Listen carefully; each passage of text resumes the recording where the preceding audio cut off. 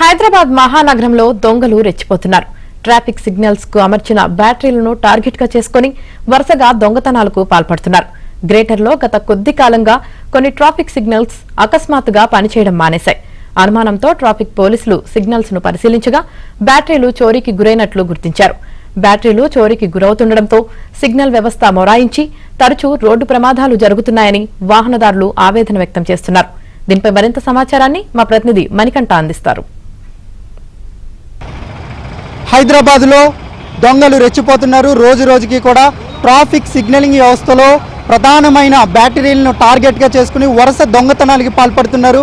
గత కొద్ది రోజుల్లో ట్రాఫిక్ సిగ్నల్లో అమర్చిన 10 బ్యాటరీలు చోరీకి అయితే గురయ్యాయి.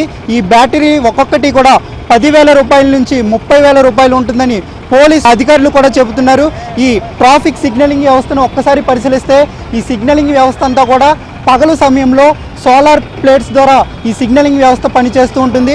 రాత్రి సమయంలో కరెంటు సప్లై ద్వారా ఈ సిగ్నలింగ్ పనిచేస్తూ ఉంటుంది. ఒకవేళ అనుకోని సందర్భాల్లో ఇతర కారణాల వల్ల సిగ్నలింగ్ వ్యవస్థ ఆగిపోయినప్పుడు అందులో ఉండే బ్యాటరీల సహాయంతో ఈ సిగ్నలింగ్ వ్యవస్థ అంతా కూడా పనిచేస్తూ ఉంటుంది.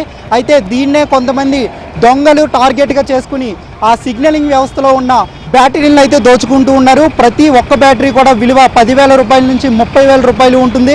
ఈ బ్యాటరీలను దోచుకోవడం వల్ల రోడ్డు సిగ్నలింగ్ వ్యవస్థ కూడా అస్తవ్యస్తంగా మారుతుంది. దీంతో వరుసగా ట్రాఫిక్ ప్రమాదాలు కూడా జరుగుతున్నాయని వాహన చోదకులు అయితే చెబుతున్నారు. గత కొద్ది రోజుల్లో చాలా చోట్ల ట్రాఫిక్ సిగ్నలింగ్ వ్యవస్థ మొరాయిస్తూ ఉంది. దీంతో ఉన్నతాధికారులు పోలీసులు కూడా ట్రాఫిక్ సిగ్నలింగ్ వ్యవస్థ ఎందుకు మొరాయిస్తుందనే కోణంలో దర్యాప్తు ప్రారంభించారు. దీంతో బ్యాటరీలు మాయమైనట్లు పోలీసులు అయితే గుర్తించారు. దాదాపుగా నగరంలో 404 కూడళ్లు ఉన్నాయి.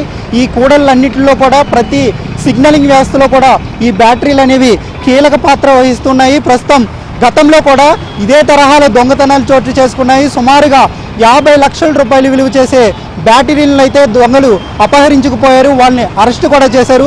ప్రస్తుతం అదే తరహాలో మళ్ళీ కూడా సిగ్నలింగ్ వ్యవస్థలో ఉండే బ్యాటరీలను అయితే అపహరించుకుపోతూ ఉన్నారు. దీనిపై స్థానికులు అలాగే ఇతరులు కూడా తక్షణమే చర్యలు తీసుకోవాలని కోరుతూ ఉన్నారు. కెమెరామెన్ దాస్తో మణికంఠ, ఏబిఎన్ ఆంధ్రజ్యోతి, హైదరాబాద్.